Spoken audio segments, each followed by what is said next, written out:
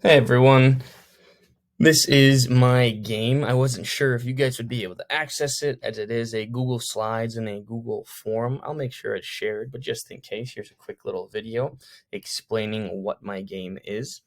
My target audience, just for a little background, is undergraduates going through their teacher licensure program. And what I have created is a game for their class, a training and comprehensible input, which is specifically for teaching foreign languages, French, German, Spanish, whatever it might be.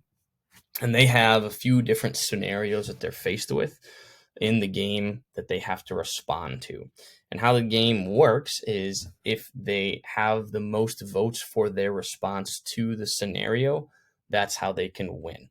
Now, that's just for incentive. I really do think that even without winning, most students are going to do this because they get to be completely creative with a new skill that they're learning that they're going to use within the classroom setting.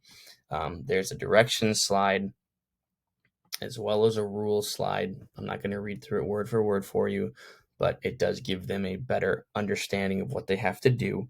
I gave them an example scenario using classroom management, and then a response to that so they could kind of see how much I'm looking for in the response. The game isn't necessarily for grade. It is something that's there for them to benefit. But each scenario, there are 5 in total, has exactly what I'm looking for them to respond to and how they're going to use comprehensible input to teach to this topic. And then they'll put their response with their name. It does remain anonymous for the voting in the Google form because not everyone needs to know who wrote what, but I just need their name on the slide so I know who it was so they can get credit for it if they end up getting the votes. And as they respond to those and come in, which will be from module 1 to module 4. So they have 4 weeks total to respond to these different scenarios at their own pace. And at the very end, once they're done submitting their responses, I'll be able to copy and paste what they wrote into the votes or the voting Google form, where then in module 5 they'll be able to vote. They do have to vote for 2. I just made that a rule as I know some of them might vote for themselves, and I want to make sure that they're getting 2 votes in case they just vote for themselves, so I can see who really has the most liked response to the situation.